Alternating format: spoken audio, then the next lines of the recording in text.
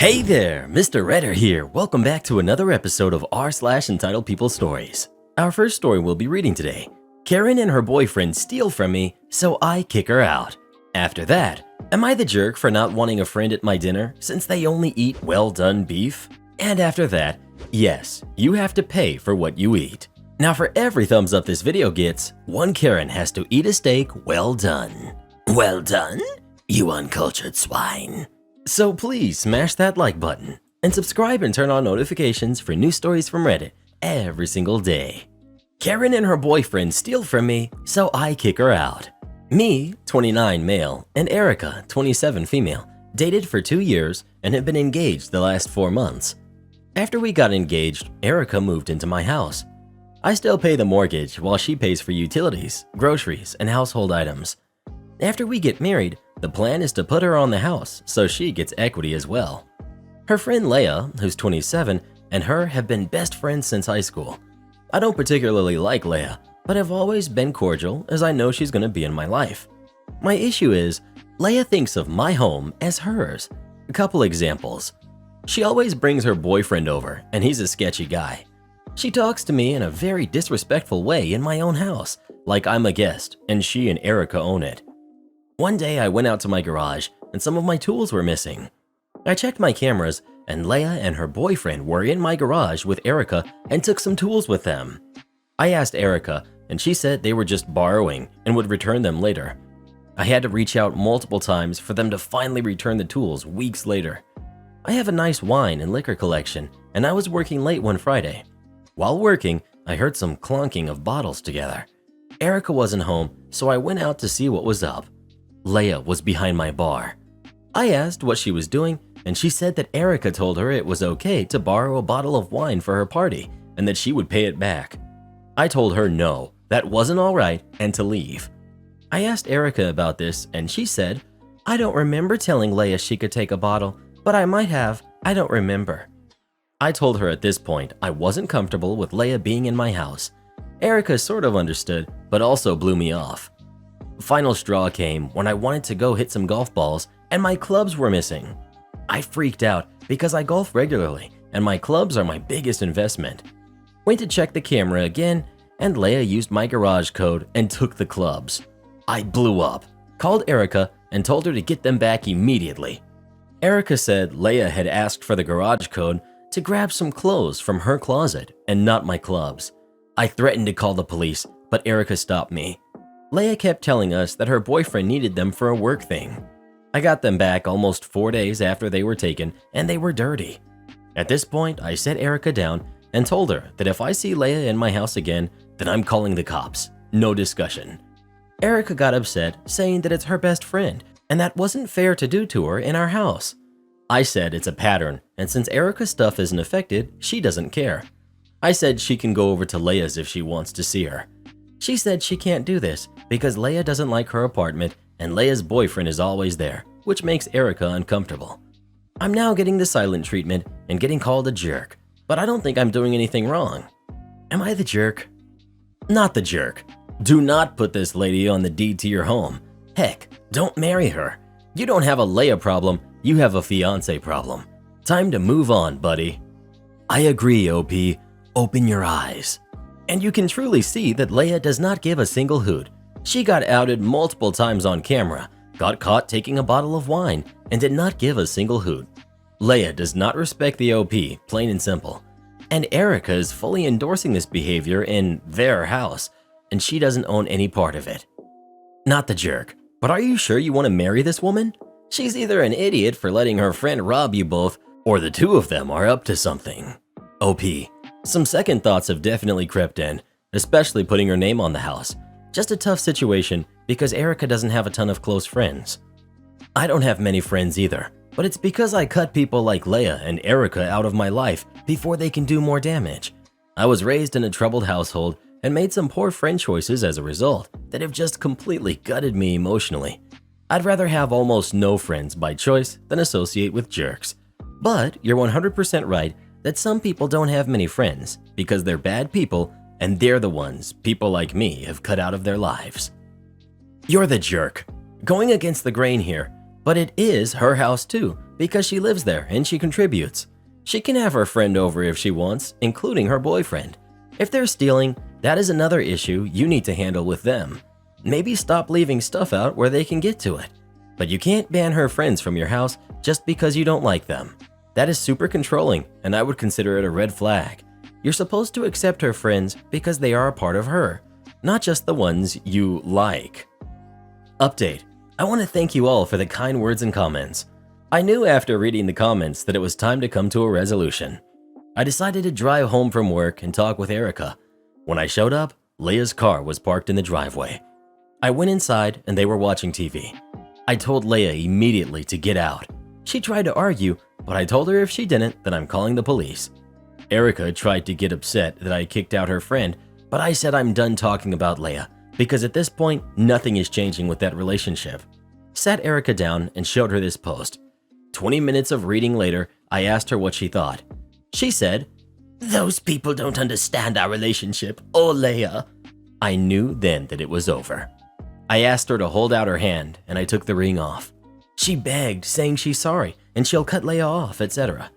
I told her I can't even trust her with the garage code. How am I supposed to trust her as my wife? She's locked herself in our room now. I'm in the kitchen packing up her things. I called her dad and mom, telling them about what has happened, and they were furious. Leah is apparently banned from their house and has been since high school. I didn't know this, but her parents said it's been like this since high school. They're coming this weekend to get Erica and her stuff. I couldn't be any happier than I am right now. A huge weight feels lifted off my shoulders. I felt like if I never made this post, I would have never seen how messed up my life had become. Sincerely, thank you everyone. Can't wait to take my clubs out and play around now that I have more free time. Really excited to see what single life brings, and I can't thank you all enough again. Well, who do you think is the jerk? OP or his girlfriend? Please let us know. I don't know who the biggest jerk is, Erica, Leah, or that last commenter. Am I the jerk for not wanting a friend at my dinner since they only eat well-done beef? I know what you're all thinking. Another well-done steak, am I the jerk? But this one is different. 35, male here.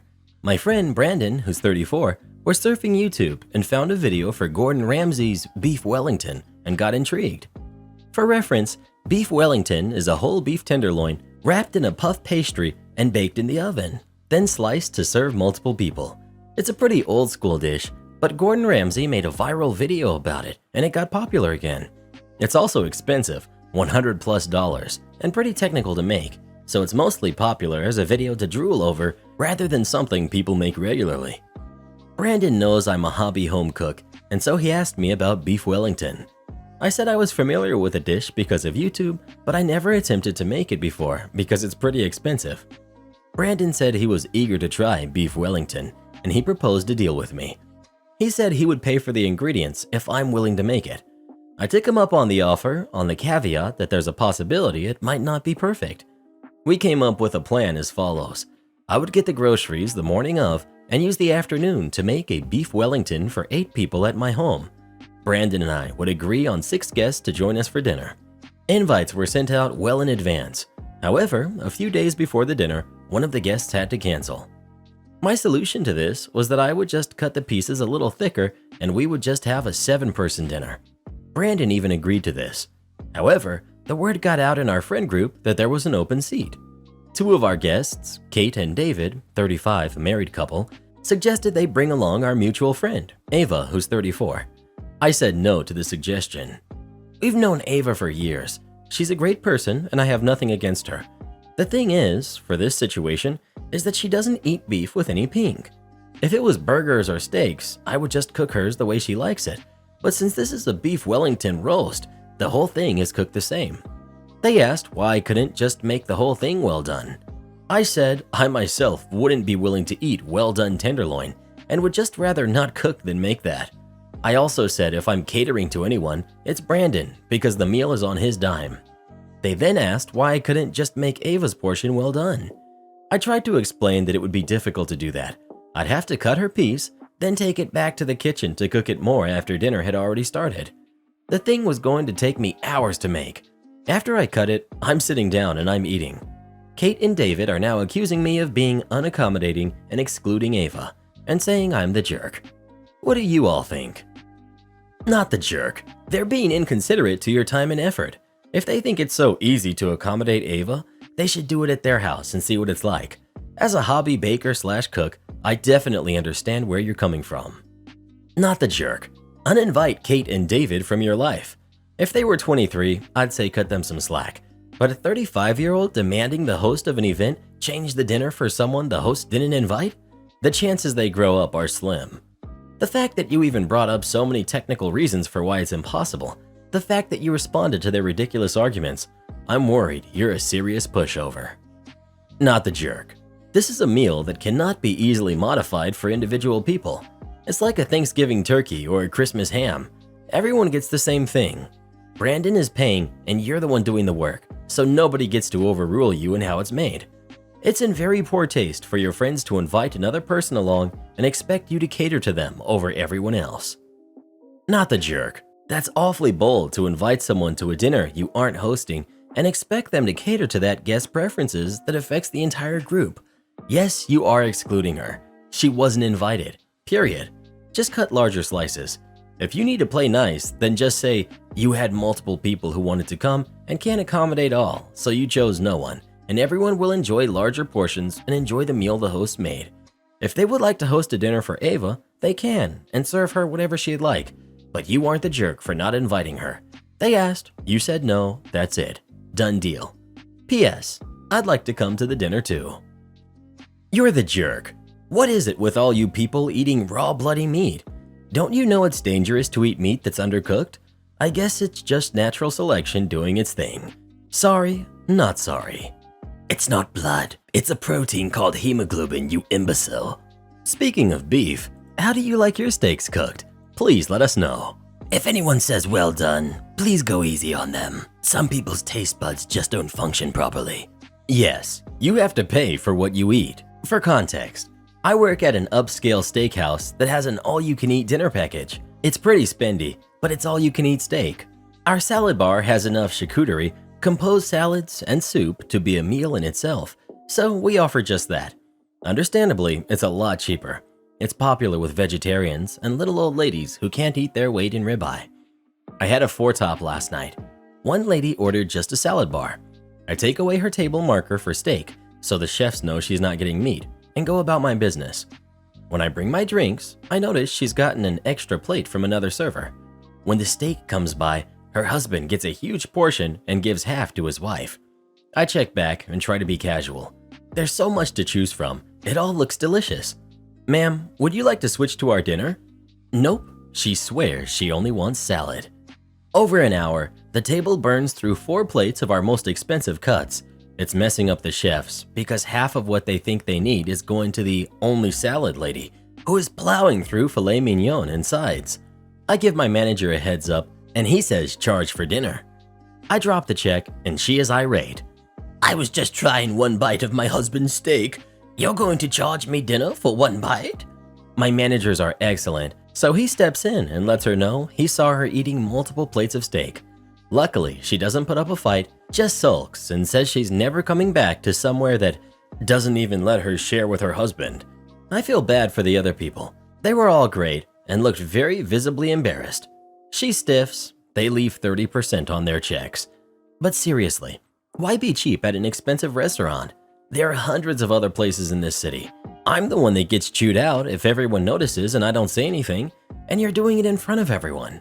Please don't make my night more difficult because you think you can outsmart the menu. Reply: I was at a restaurant that featured all you can eat and had a huge variety of sides and main courses available. My table was next to a bunch of ladies who gave me the impression that it would be exhausting to spend any time around them. One of the ladies told the waitress, I want the all you can eat, but there's so much food that I probably won't be able to try everything you have. So just bring me a bunch of doggy bags too, so I can take some of the entrees home. She got more than a little upset when the waitress explained that's not how the restaurant worked. When I was in college, I once tried to game the system at a newly opened buffet, a cheap restaurant, and ordered a water and filled it with Sprite. As I turned around, I noticed a manager probably saw me. Clear glasses were for water. He handled it in a politely hilarious way. He came to our table with a water pitcher and cheerfully topped off my drink with ice water. I used to eat at a restaurant that had an all-you-can-eat salad bar, but every Friday, the end of the buffet was seafood. Obviously, that wasn't included in the salad bar part. My family used to place bets on how many servers we would hear explaining that to upset customers receiving their bill over the course of our own dinner. The record definitely made it into the double digits. The Footlong Saga. Back when I used to work in a sandwich shop whose specialty was footlong sandwiches, there was a small media storm about how our sandwiches weren't exactly a foot long. Lots of people jumped on social media showing a ruler next to their sandwich and tagging the company. We got notified about it in a staff email, but they really didn't care for two reasons. It was dumb. It was only the bread. The ingredients were the same regardless. For anyone who hasn't worked for them, the meat is pre-portioned by weight or quantity of slices, cheese is 4 slices, and the salad and sauce is unlimited. So if your bread was 11 or 12 inches, foot long, you still got 4 slices of ham or 2 chicken patties, or the obscene amount of lettuce. One quiet afternoon, a customer from 15 minutes ago saunters back into our store and stands her, now squished, sandwich up on its end on the counter, holding it against a ruler. She gleefully exclaims that, "This isn't 12 inches," with a smug look only a Karen could pull off. I jumped in to avoid my staff having to deal with this lady and attempted to politely explain the above points, about how the meat and cheese are the same no matter the variances in the bread sizes, and that everything else was virtually unlimited. But she rudely interjected, Karen, holding her hand up in a stop sign, "I don't need you to make excuses. This sandwich is not the full 12 inches, and I want it fixed." Me, fine, no problem at all. I unwrapped her sandwich to find 2 bites already taken out of it and figured she just wanted to get a fresh new sandwich out of us. Being the jerk she was, I wasn't allowing that to happen. I went to the bread cabinet and pulled out a tray and started measuring each one until I found one that was almost 13 inches. Bread proofs and bakes however it pleases, so when it's handmade, this is expected by any reasonable person. I whip out the bread onto the make bench and started cutting the bread like I would any other sandwich. Only once I put the knife down, I promptly scooped up her sandwich and tipped all the contents onto the new bread. It looked pretty haggard, to be fair. She was just standing there, mouth half agape, and didn't say anything. I gleefully asked her if she would like me to add any extra sauce, and she sighed so hard I almost felt the wind of it. "Yeah, I guess." After I wrapped up the sandwich in fresh wrapping paper, and as I passed it to her, she stated, "This one is definitely 12 inches, with the same smug grin she gave me. And as I passed it to her, I stated, "This one is definitely 12 inches, with the same smug grin she gave me." The jerk shuffled out the door, but later called the store owner to complain. The owner and I were on great terms, as he directly picked me to be the supervisor I was at the time. So after asking for my side of the story, he basically told Karen to buzz off. She didn't get anything out of us. The whole media situation was a nightmare for him, so he thanked me for handling it the way I did and not wasting extra food. Am I the jerk for ruining vacation for me and my husband because of his pay raise? Me, 31 female, and my husband, 33 male, have been together for 9 years. We both were young and broke when we first met. My career took off, and I've been making great money for years. He, however, struggled with his career path the entire time. He's had close to 20 different jobs and was unemployed multiple times. This was never a problem for me, but the fact I make 3 to 4 times more was definitely messing up with his ego. He likes to act like a man, especially in public. To make things between us more smooth, I've been paying the majority of our bills and investing and saving big chunks of my salary with almost no disposable income left. This way, he got to keep most of his money he got to take us out, pay for all of our activities, etc. This dynamic worked well for us for years. Now, recently, he found a career that he loves. He's been with the same company for 2 years, which is the longest he has ever held a job. They gave him a huge promotion last month with a huge pay raise. Ever since he got this promotion, he started acting differently. He would get drunk every night, hang out with his friends or family, and just talk about how great he is. At first, I was supportive and was letting him be the center of attention, but after a couple of weeks, it became irritating. He started presenting my accomplishments as his own. He would say, "my condo," but his name is not even on the deed. nor did he contribute towards down payment or mortgage, or my business, when referring to a business that we recently started, but I did 100% of all the work and he didn't contribute at all, even when I needed his help. We went on vacation to Mexico and I was really hoping that things would change back to normal, but it only got worse. He started handing out $100 bills as tips left and right. He would demand the biggest lobster tail, ask the waiter to find him a massage therapist and bring it to the restaurant. Say, "I just paid for that guy's month worth of rent." I didn't like that. I'm still making more money than him, but I never throw it in people's faces. He was trying to buy me $3,000 earrings and a $5,000 art piece. He hasn't even gotten his first paycheck at the new job yet, and he has close to $50,000 in credit card debt. And the cash that he was giving to everyone, he took it from the cash emergency fund that I kept at home. And he started treating me differently, like I'm a trophy. He would show me off to everyone, try to buy me expensive things, but he wouldn't talk to me or spend any time with me. He was also drunk the entire time. I tried talking to him multiple times. He was always either drunk or hungover, and the next day he wouldn't even remember talking to me. On the third day of the trip, I snapped. I was about to fly home on my own. He promised to not have another drink while on vacation, and he spent the rest of the time with me. But I was still angry and we argued a lot. Neither of us enjoyed the rest of the trip. My friends say I overreacted. Am I the jerk for ruining this vacation? Not the jerk. It's actually disturbing that you think you might be the jerk here. Why are your standards so low? OP. My friend and her husband were in Mexico with us, so she was there and witnessed it in person, and she thinks it wasn't that bad. I don't think she's a bad friend. She's just more chill than me. And also, she herself doesn't work, and her husband supports her, buys her expensive gifts all the time, and she loves it. So this seems normal to her. I could have married someone like that easily, but I'm too ambitious to stay home, and I want to be treated with respect and not like a trophy. I almost feel like my husband was seeing their dynamic and was trying to imitate it in a way because he doesn't normally act this way. Not the jerk. You still have the same problem you always had, a husband with emotional troubles. He really needs to work on that. Perhaps therapy would help, though he sounds like the sort of person who might think therapy isn't manly. And now that he makes more money than before, you two need to have a serious discussion about how your finances will change. For instance, now that the circumstances have changed, it's no longer appropriate for you to pay all of the bills. OP. Spot on. He wouldn't go to therapy. I have suggested it. Honestly, I don't worry too much about bills. Like, if we broke up, I would still have to pay the bills, and there will be approximately the same. He has offered to contribute more, to be fair. I'd say not the jerk, but your husband's ego is worrisome.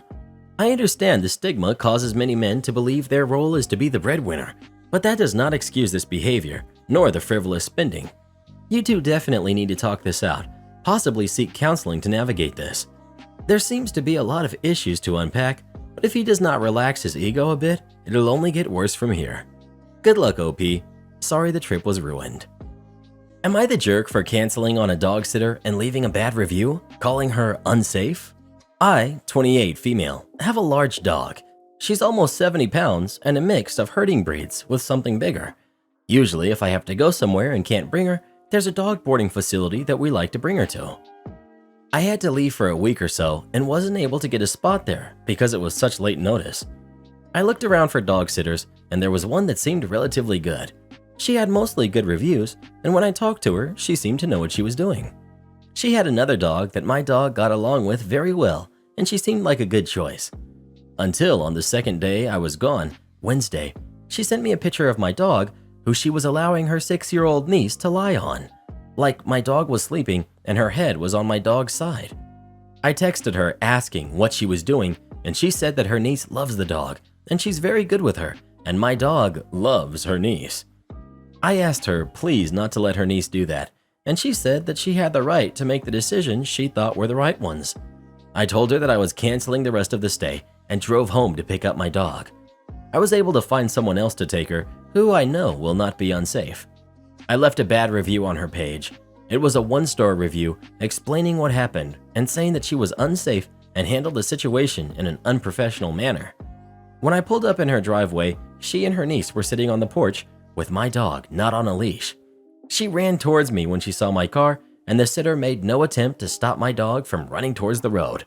I grabbed her and put her on a leash. and went up to their porch to pay her for the 2 days. When I gave her the money, she was very rude. She said it was rude to cancel a stay during the stay itself, and that I was trying to ruin her business by making a big deal and leaving a bad review. She said it was common for people to let their kids around dogs, and I shouldn't have a dog I wouldn't want around kids. I left, so I didn't say anything I regretted and edited my review. When I got back to where I was staying, not until almost 11 because I had to drop the dog off and drive all the way back, she had texted me asking me to remove the review and pay her for the rest of the days. I told her I wasn't removing an honest review, but I'd pay her for the rest of the days when I got back. She started losing it on me and then posted on social media about her horrible experience with a client. She said she really needed the money now and all the business she could get. My coworker I'm traveling with thinks I should just remove the review and not make a big deal out of it. Am I the jerk? Not the jerk. A dog sitter doesn't get to decide what appropriate care looks like. The dog's owner gets to make that decision. Mistakes happen, but once you asked her not to let the kid lie on your dog and she ignored you, she lost all rights to your business and a good review. Not the jerk. Keep the review up and don't pay for the days you didn't use. She did something dangerous. You asked her to stop. She refused, so you took your dog out of the situation. She should have stopped when you asked. Not the jerk. I've worked in dog boarding and dog training. This is hugely unprofessional and unsafe. You were right to pull your dog. Dogs who are being boarded do not always act predictably, so having unknown kids around large dogs highlights her lack of knowledge of the basic safety. I suspect she has other safety issues as well, especially since you didn't know the dog would be around kids. If this wasn't discussed, you could have given her a dog who wasn't safe around kids. Leave the review. People don't know how risky many pet sitters are, and they need to know. Must notify the manager to use the restroom. Before I get into this story, I realize there are jobs where notifying your boss when you leave your desk or post is a normal practice. However, that was not the case at this job. We had top secret clearances and handled collateral secret equipment and sensitive encryption key material on a regular basis. They assumed we were adults and generally treated us as such. Also, the fallout isn't juicy, but the story is funny to me. I was an airman in the Air Force working in ComSec. It's difficult to fully explain this job to people who have never done it, but the short version is glorified inventory management with penalties for messing up, including but not limited to prison time. We were working out of a temporary facility and not all of us in ComSec could fit in the secure room, so we were spread out in multiple offices. Myself and my direct supervisor shared a small office, while my NCOIC manager was in a different one. One day, I did what all civilized humans do at least once a day and went to use the restroom. I came back. My supervisor said Sergeant Smith was looking for me, so I went to her office. Me: yes ma'am, you wanted to see me? Her: why weren't you at your desk? Me: I was just using the restroom, ma'am. Her: you need to be at your desk at all times, and when you're not, you need to let me know. Me: yes ma'am. At the time, besides email for computer communication, we were using Skype. It was common practice in that office to send quick messages to each other over Skype, so I made sure to let her know every time I left my desk using Skype, just as she had ordered me to. Every bathroom break, every drink from the water fountain. I even notified her I was leaving my desk to come talk to her after she told me to come talk to her. Every single time I left my desk, she was notified. Me: ma'am, I'm getting up from my desk to grab a Form 16 from the printer. Her: why are you using a printer in a different room? Me: I'm not, but I have to leave my desk to retrieve it. That was the last straw. She had enough. She told me to stop telling her when I leave my desk, except when I leave for lunch. Karen mother-in-law demands a key to my house. My wife and I recently moved into a new house because my wife wanted to be closer to her parents. I agreed as long as we had an understanding that this didn't mean they would just be stopping over unannounced and that we still had to maintain boundaries with them. We found a house about 30 minutes from where my in-laws live, and I figured that would give us enough of a buffer so that they would have to let us know whenever they wanted to stop by. My wife completely agreed to this before we moved. A couple of weeks after we moved in, my wife texted me while I was at work to tell me that her mom wanted to drop off some items for our kids at the house.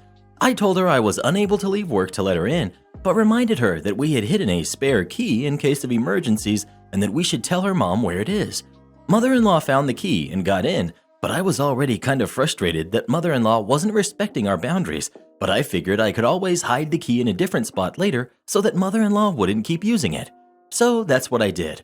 I hid the key in a different location and showed my wife where it was in case she ever needed it. Not even 2 weeks later, my mother-in-law texted me while I was at work, saying that she was at our house again and couldn't find the spare key. I told her that I had moved it and that she would have to wait until either my wife or I come home for us to let her in. She kept texting me and trying to call me, but I didn't answer her calls and texted her that I was at work and was unable to help her. When I got home that night, my wife was upset with me that I wouldn't tell mother-in-law where the spare key was and tried to convince me that we should just give them a key so that it wouldn't be a hassle. I told her I didn't want them to have a key because mother-in-law has already proven she doesn't respect our boundaries. I also reminded my wife that she had agreed to all of this when we moved and that I was getting frustrated that both her and mother-in-law seemed to be disregarding my feelings on this so quickly after we moved in. I told her that the spare key was for emergencies, not for mother-in-law to use whenever she decided she wants to come to our house. My wife got kind of huffy and said that I was purposely trying to push her family away. I told her that I was trying to maintain boundaries that we had both agreed on. She had started making passive-aggressive comments to me about asking my permission to have her parents over. I told her this was exactly the kind of situation I was worried about before we moved, and her behavior is starting to make me regret agreeing to it. I told her that I agreed to move closer for her, and all I ask is that she respects some very simple boundaries, but she's acting like a child about it. Both her and mother-in-law now think I'm being a jerk, but I think they are steamrolling boundaries and hoping that I will cave. Huge shout out to our newest official channel member, Grandma Nancy. Thank you so much for supporting the channel. It really means the world to Reddit Boy and I. Support our channel by joining as a member today, and we'll give you a shout out in our next video. Or come watch this video next. You won't believe what Karen does in that one.